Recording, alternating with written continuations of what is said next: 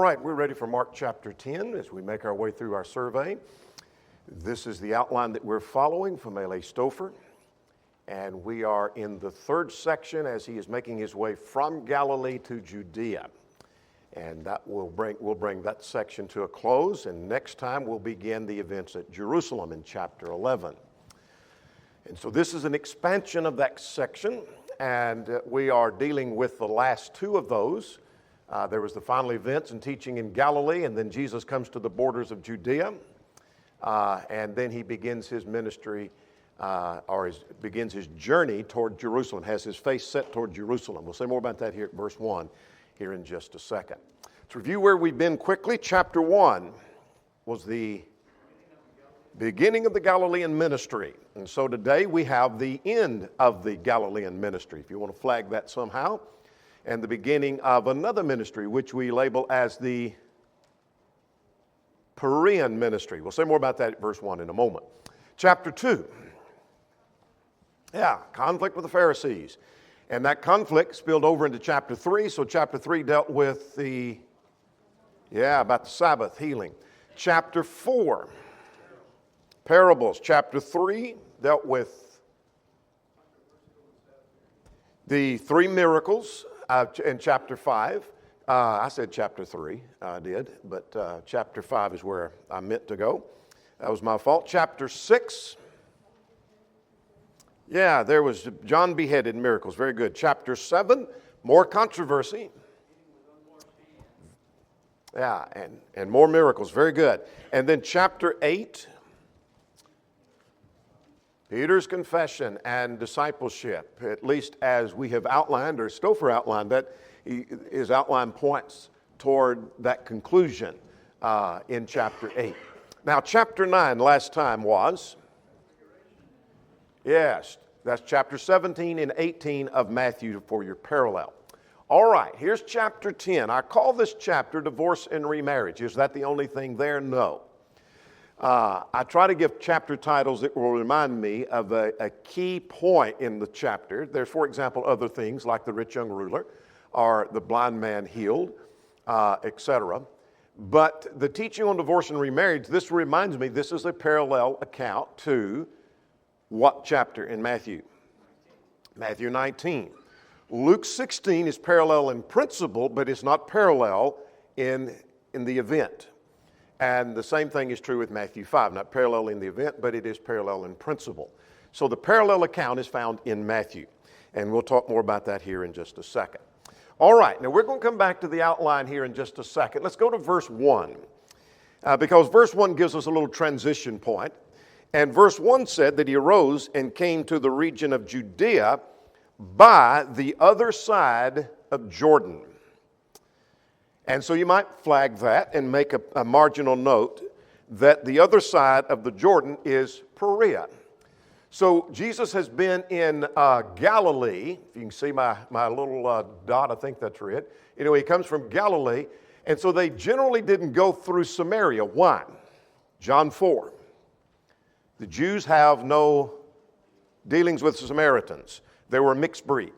And so going around Samaria, that puts them over into Perea. So we call this the Perean ministry. He's going to make his way down to Jericho. We'll come to that and we'll blow that up a little bit for us to see later. And then on down to Jerusalem. And that's where he comes for his Passion Week, as we call it, the final week in the life of Christ. Now, let's make a note to the margin of our text. He leaves Galilee for the final time here at verse 1. He's been to Galilee. He's left it, went up to Caesarea Philippi, etc. Went to Judea, come back. And this is the last time he's leaving Galilee. This is the last time he's leaving, for what that may be worth. And then the second thing you might note is the Perean ministry. More details of that is given in Luke than in the other Gospels. So Luke 9, verse 51 through 19 and 28. I'll give those again if you want that. Luke 9, 51 through 19 and 28. That's a large segment of Luke is about this Perean ministry. Make sense? So you say, I want to know what all went on. Well, we're about to see what went on there.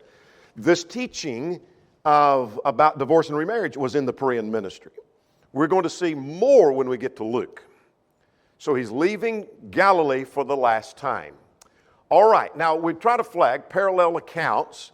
So concerning the teaching on divorce and remarriage, our only parallel account, not the only passage that deals with divorce and remarriage, where we're talking about the same event recorded by another writer, is in Matthew 19, which we are very familiar with, and we'll flag some differences there as we go along. So let's work our way through this now in verses 1 through 12. Matthew's account is a little different. It's different in order. It's different in what it includes, and we'll flag that as we go along. So the Pharisees came to him. Now this is in the region of Perea. And the Pharisees come and they ask the question at verse 2, is it lawful for a man to divorce his wife? Now what's not included here that Matthew includes was the question was, can a man divorce his wife for any reason, for just any reason? So Matthew adds that point. And the order now of how Jesus responds is reversed from Matthew's account. In Matthew's account, Jesus goes back to Genesis 2 and talks about the beginning before he talks about Moses' tolerance in Deuteronomy 24. See that? Remember that? You might turn over there and take a look at that. He deals with Genesis 2, that is the creation at the beginning, and then he comes to Deuteronomy 24, and then he deals with his teaching. In Mark's account, he deals with Deuteronomy 24 first, Genesis 2, and then his teaching. See the difference in order? Is there any significance to that? No, it's just a little interesting observation that Jesus does. So Jesus, as if Mark was the only account that we had, it seems that Jesus raises the question about Deuteronomy and about Moses. But according to Matthew's account, it was the Pharisees who, based upon what Jesus had said from Genesis 2, then why did Moses give the command to writing of divorcement? That's what prompted that. Does that make sense? All right, Mark doesn't tell us that. So I'm trying to harmonize the accounts is what I'm trying to do here. So he said, what did Moses command you? And they said,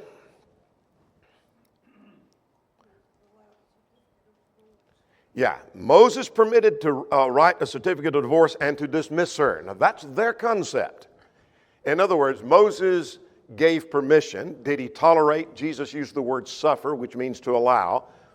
And Jesus will comment upon that just briefly, but not as much as Matthew's account does.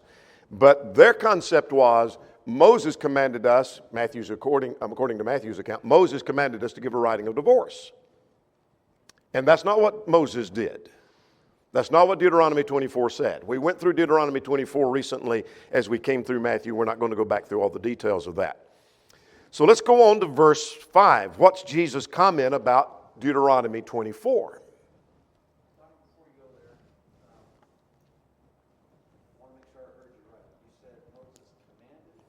They said Moses commanded.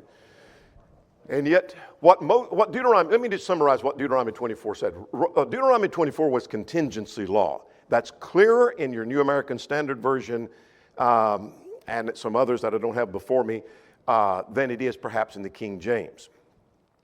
And the contingency laws was simply that if a man divorces his wife for uncleanness, didn't say he could divorce her for uncleanness, but if he does, whatever that is, I don't really care what uncleanness is because it was not a command. It was not a permission. It was if a man puts away his wife for uncleanness and she goes and marries another man and then he puts her away or dies, she cannot come back to the first husband.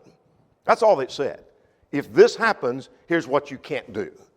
They worded it as Moses gave a commandment of divorce. He didn't give a commandment of divorce. It was in the commands, but it wasn't a command to divorce for uncleanness. That's not what Deuteronomy 24 said.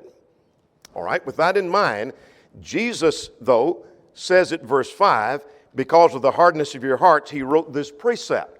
Matthew's account said he suffered. In other words, did God tolerate divorce? Yes. Did he approve? No. Did he command it? No. But he tolerated divorce in the Old Testament. Acts 17, at the times of this ignorance, God winked at. Good commentary on that. All right, now I'm interested in verse 6, and I know I'm kind of hurrying because we're trying to get through the chapter, but from the beginning of creation, Matthew adds, it was not so. That's his point. I know that's his point because that's what Matthew recorded for us.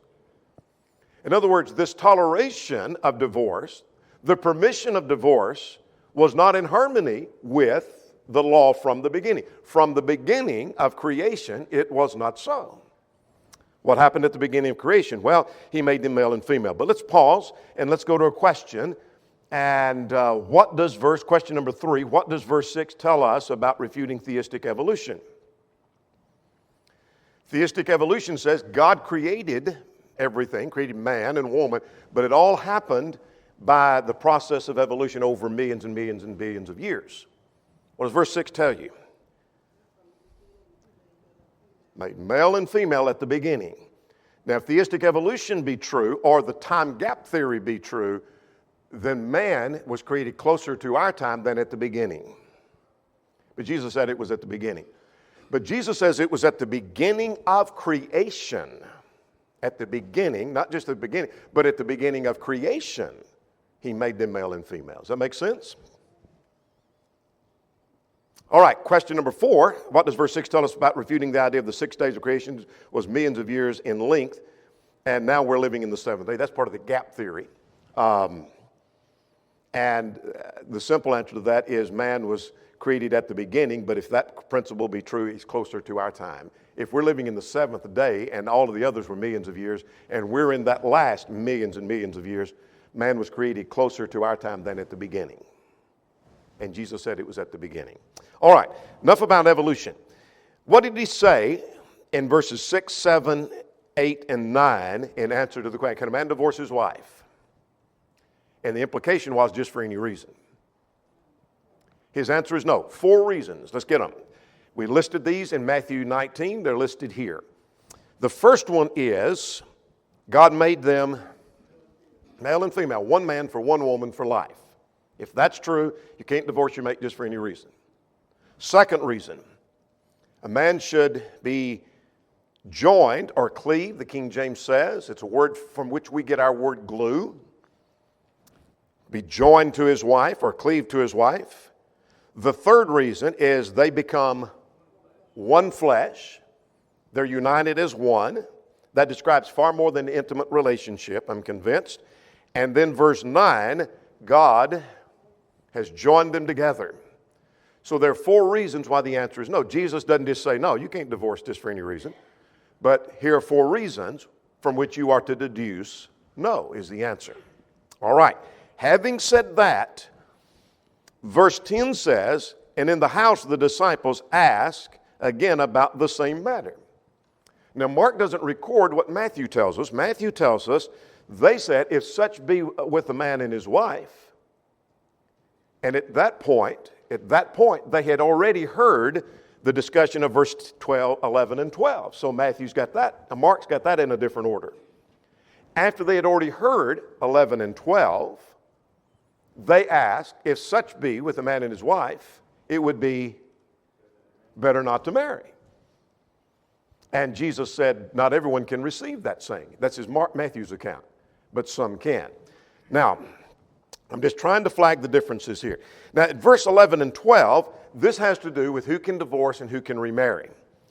Now, what's missing, there's 2 things missing in Mark's account we find in Matthew's account. All right, the exception phrase. So Mark is dealing with the rule and not the exception. Sometimes we just need to focus on the rule. Luke 16 focuses on the rule and not the exception. Only 2 passages mention the exception. They are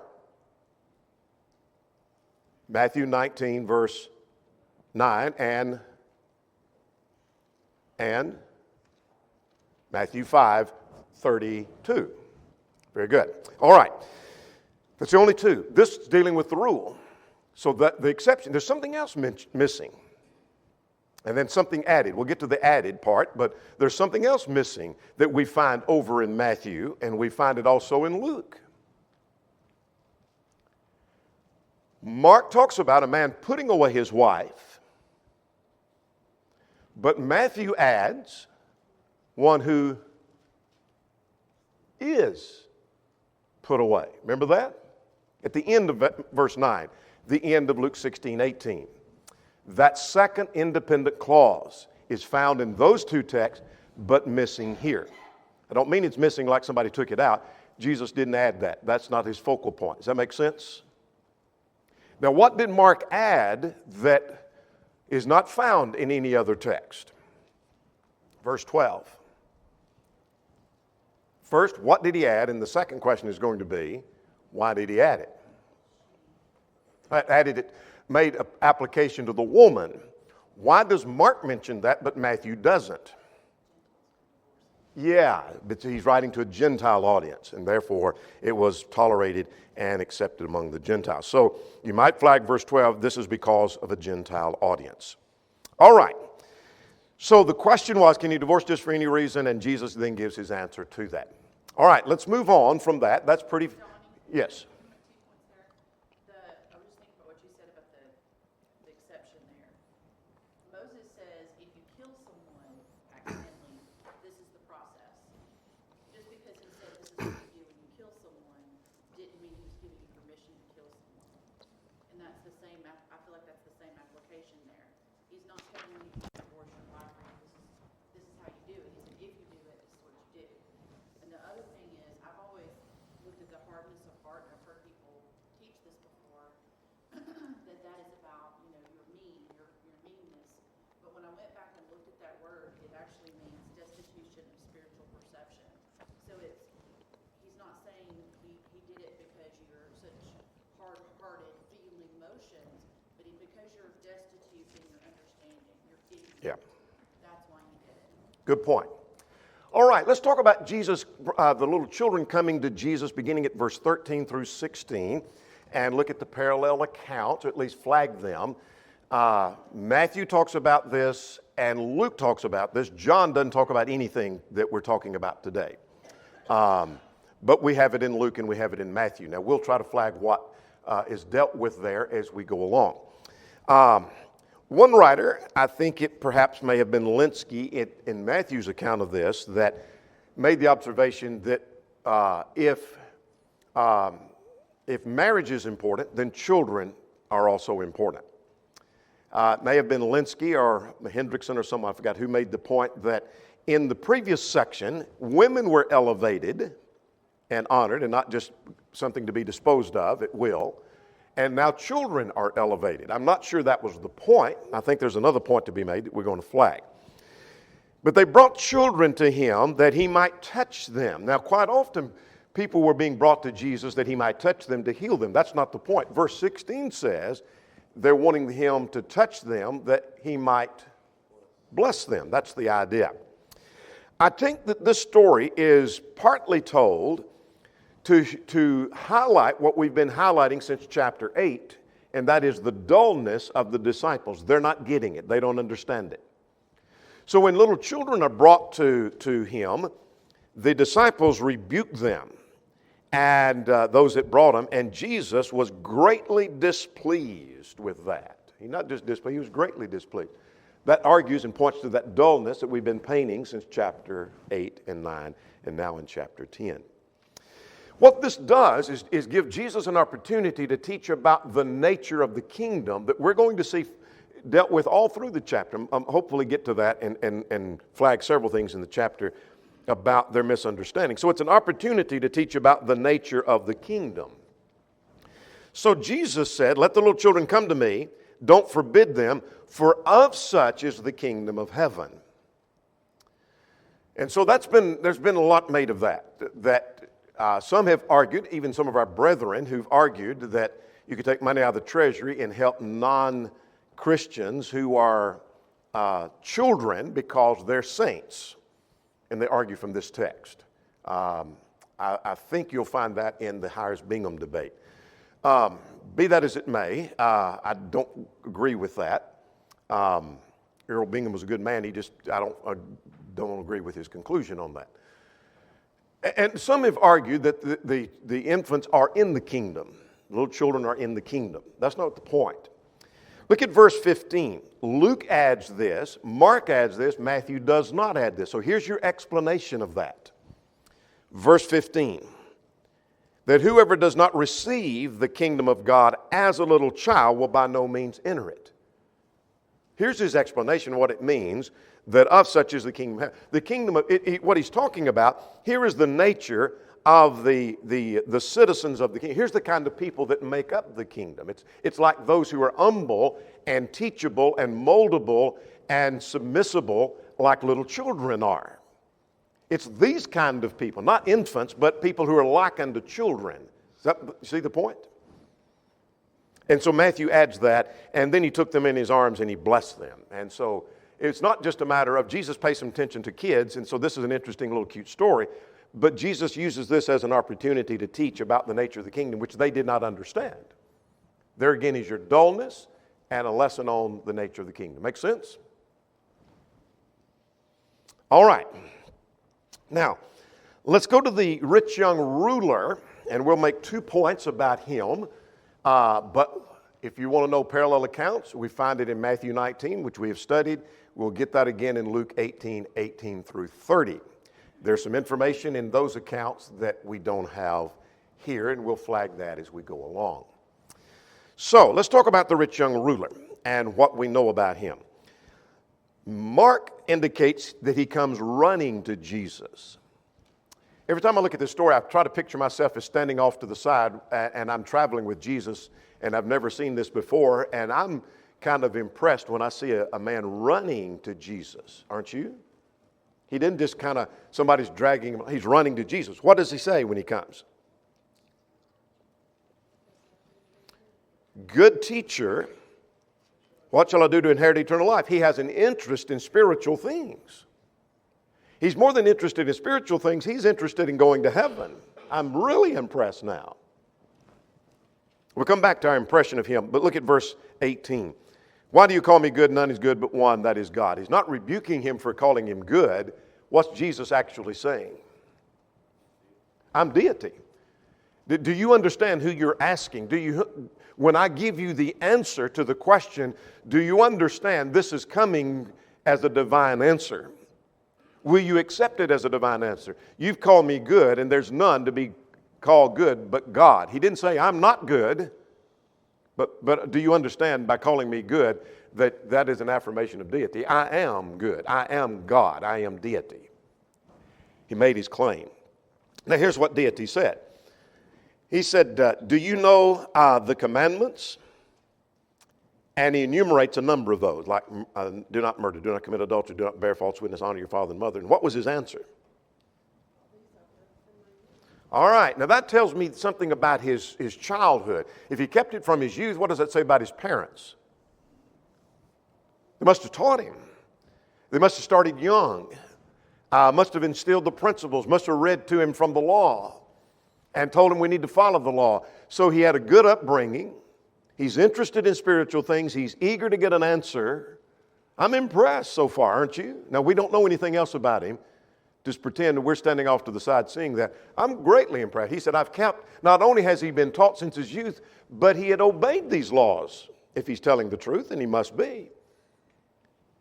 Because Jesus didn't say there's 10 things you like. He said there's one thing you like. We'll get to that in a second. But all that I've kept from my youth up. But then Jesus looked at him. He looks intently. He does that to his disciples later. He looks intently at him, and you might underline, he loved him. Whatever deity says to us that we lack or we need to do or command we need to obey, it is driven out of love. So when he says there's something you lack, there's something missing, there's something you need to correct, there's something more you need to do, that wasn't said out of anger, wasn't said out of hatred, it was said out of love. He loved him and said, one thing you lack. Now, Mike Flagg, Matthew adds that it was the young man who asked, is there anything else that I lack? That's a paraphrase. That's not an exact quote. I've done all that from my youth up. Is there anything else? In other words, I'll be glad to do anything else you suggest to me. I'm really impressed. You don't get these kind of people come along every day, do you? You don't get this every day. Wow, this is an impressive young man.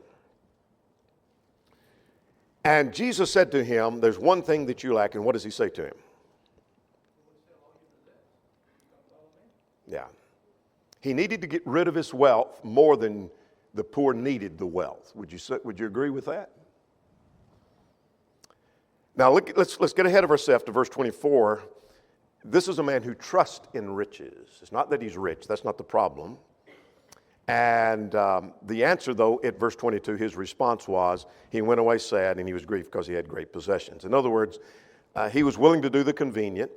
This was difficult because he didn't want to sacrifice it. And he let one thing, just one thing, keep him out of heaven. Could I be letting one thing, just one thing, that's all it is, just one thing, keep me out of heaven? That's a powerful question. All right, now let's look at the question of who can be saved. And Mark gives us a little more information than Matthew does here. The disciples are concerned about this. He said, Jesus looked around and said to the disciples, how hard is it for those who have riches to enter the kingdom of God? Well, on the surface, that sounds like rich people can't be saved. How did the disciples respond? Oh, wow. They're astonished. You really mean rich people can't be saved? Jesus qualified. Here's his explanation. What's his explanation? Verse 24.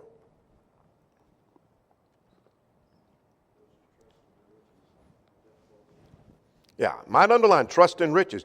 It is not the fact that they're rich, but it's the fact they trust in riches. Their emphasis is in the wrong place. They cannot enter the kingdom of God. Then Jesus illustrates, it's easier what? Do you think he means that literally? Yeah. Some have argued that the eye of a needle is a real narrow place that you take your camel through and he gets stuck. And so you push and you shove, and it's hard, but you can finally push him on through. If that's the case, Jesus is saying a person who trusts in riches is going to have a hard time, but you push and shove and you get him in. That's not what he's saying. He's saying it's impossible. Matthew and Mark use a sewing needle term. Luke, being a physician, uses a suture needle. It's a literal needle.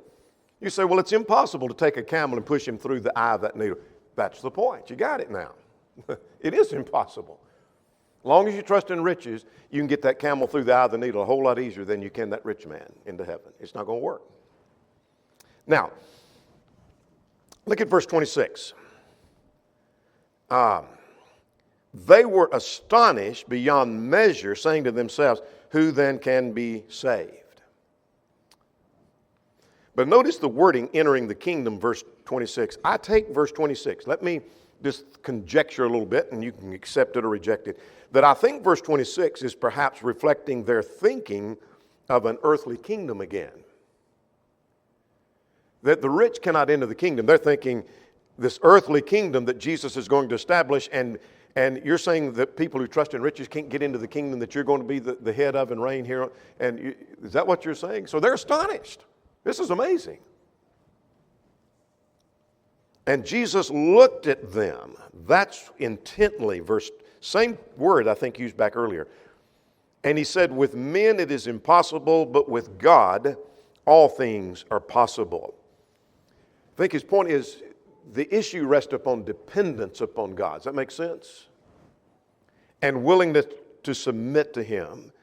God doesn't make it hard for the rich. It's their own greed that made it hard. That's the point he's making. Now, it gets even richer. Look at verse 28. What did Peter say? Yeah, we've sacrificed all to follow you. And what Mark doesn't add, that Matthew adds, is he adds, what will we get? What are we going to get out of that? That's a hireling spirit. A hireling spirit. Now, Jesus gives two answers to that. And he first says that there's no one that's left houses and brothers and sisters and fathers and mothers and wife and children and lands for my sake and the gospel's who shall not receive 100-fold now. In other words, you're going to receive more than you sacrifice. You want to know what you got? You're going to get out of this, Peter? You're going to get more than you sacrifice. You may lose family, but you're going to gain more family, spiritual.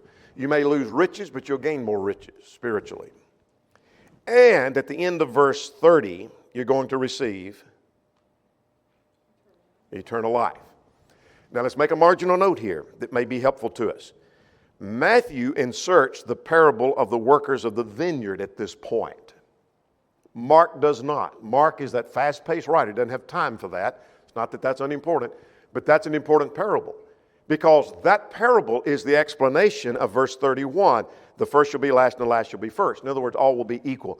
Those that have agreed to work for this period of time, and those who work for this period of time, they get paid, they're all equal. So Peter, you're not going to get any more than anybody else who sacrificed half as much.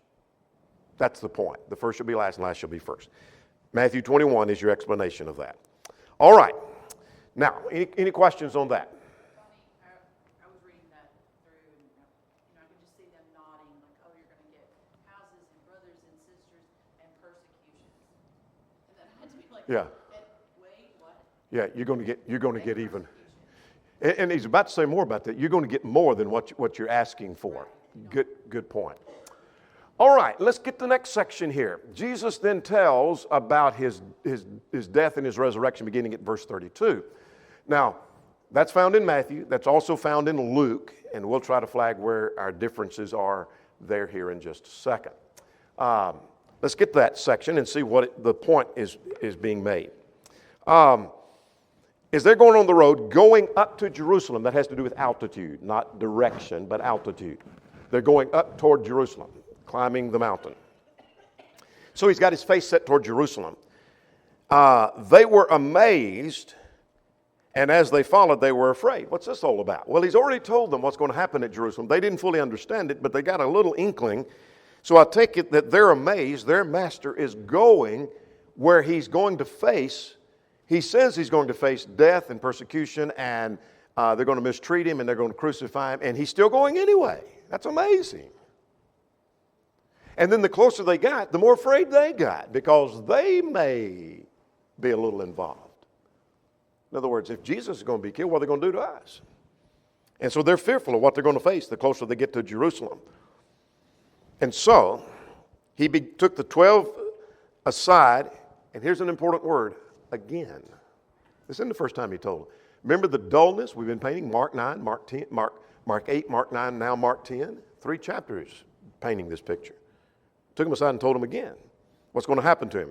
And so he says, I'm going to be delivered to the chief priests and the scribes. They'll condemn me to death. They'll deliver me to the Gentiles, and they'll mock me and scourge me and spit on me and kill me. And the third day I'll rise again. Now, what does Luke add that we don't see here? Luke adds that this fulfilled prophecy. Why isn't that mentioned here? Well, Mark is writing for a Gentile audience, and that wouldn't mean as much to the Gentiles as it did in the other accounts. Mark also said that they did not understand. And not Mark. Luke mentions that. I'm sorry. Luke mentions they didn't understand. Hence, the dullness we've been painting. Does that make sense? So here we're painting a picture over and over again. The disciples ain't getting it. They don't get it about the nature of the kingdom, etc. They're just not getting it. All right. Let's see if we can get through the rest. Let's talk about the request by James and John for a special place in the kingdom, beginning at verse 35. We have Matthew's account of that, and Luke doesn't talk about it. So we only have one parallel account for what that may be worth to us. It's not ready for that. So let's talk about this request. Matthew's account says, who asked the question? The mother asked. But Mark's account says, the sons asked. So who asked? Yes. They both asked. The mother must have asked, and they asked as well. Now you might flag verse 35. They came saying, Teacher, we want you to do for us whatever we ask. That is the exact opposite of the spirit and the attitude of service. Master, we want you to do for us, not we will do for you whatever you want. We want you to do for us. We're quite often the same way. Jesus, we want you to do for us whatever we ask you. Now, I know you told some things in your word I'm not going to do, but I want you to do for me what I ask you. Opposite of service. Now, let's go. We need to hurriedly get through this. We've got about 5 minutes to see if we can get through. And so he said, what do you want me to do? Well, one said on the right hand, one said on the left. And Jesus' response to that at verse 38 is, you don't know what you're asking. This is giving us, he's pointing again to their dullness and their misunderstanding of the nature of the kingdom. And here's the point of this is a lesson on humility and service. So he said, can you be baptized with the baptism I'm baptized with? Talking about suffering is what he's talking about, verse 38 and 39. And they said they could do that. Well, he said it's not, look at verse 40, it is not mine to give. In other words, this sitting on the right hand and the left doesn't come by assignment. It's not awarded by favor or some earthly consideration. It's by character. And so he deals with the character now. Now notice verse 41, the tension between the disciples suggests there's some carnal rivalry. We saw that in the discussion of who's the greatest. I'm trying to tie some things together, lace them together for what it may be worth. So what's the point through the rest of verse 45? What's Jesus saying here?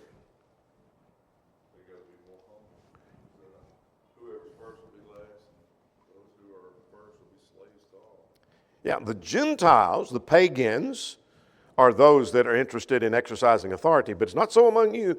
If you want to be great, you're going to be a servant. King James says minister. And whoever decides to be first shall be a slave of all. And just as he himself was the servant, he gives a lesson about servitude is what he does. Now, I want to quickly notice the whole context deals with the nature of the kingdom. It's a spiritual kingdom, not an earthly kingdom, as we just saw here. The citizens must be humble and submissive. We saw that back at verse 13. It may cost you the right of marriage. It may cost you material riches, like in the rich young ruler. It may cost you relationships, father and mother, son or daughter. It may cost you a place of service. In other words, it's not power and prominence, but it's a place of service in the kingdom. They misunderstood the nature of the kingdom. And this whole chapter drives at that. Does that make sense? Now let's talk about Bartimaeus, the son of Timaeus. Try to harmonize some accounts. Matthew's account mentions two, and so does Luke's account. Now Luke picks this up again, but Mark mentions just one. And so how many were there? There were two blind men, but Bartimaeus may have been the better known. There's another variation of the accounts. One account says that he was coming into Jericho. Another one says he was going out of Jericho. Mark says he was coming in and going out. And so what is that? Well, I take it, as Linsky observes, they've made their way down to Jericho here. And as Luke's account suggests, the next event that's recorded is Zacchaeus. So he must have come into Jericho, leaving Jericho, and he's called back to the house of Zacchaeus. So he both was leaving but coming back into Jericho. So that's the harmony, as Linsky, I think, does a better job harmonizing that than anybody. But he's probably making his way back into Jericho when he comes across blind Bartimaeus. Now, what's the point to be made from this story? I think it's perhaps to contrast his faith, his understanding, to that of the disciples. The placement of it seems to be arguing that. It's a case of a miracle, obviously, but what's the point of the story being told right here? To me, in both Matthew's account, I'll have to go back and look at Luke's account, but in Matthew's account and in Mark's account, the placement seems to contrast this man with great faith crying out to the disciples who were lacking in faith. Does that make sense? Time is gone. Questions? He had great faith. A lot in Mark 10. We're done.